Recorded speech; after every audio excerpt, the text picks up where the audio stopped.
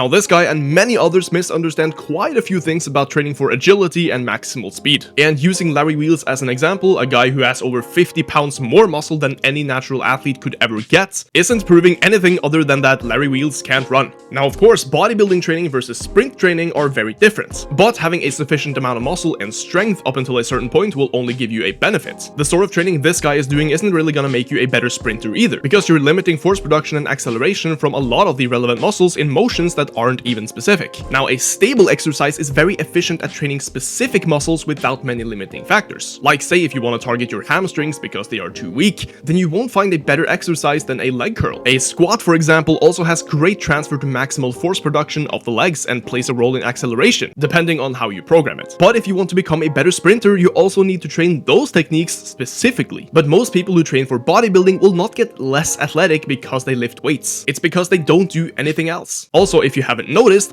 all top-level sprinters also do train with stable braced exercises. And if Larry Wheels did some sprint training alongside his heavy lifting, he would definitely be a fast guy. It's not as simple as one approach is wrong, one is right all the time. But of course, this guy is trying to seem different because he sells pre-made programs.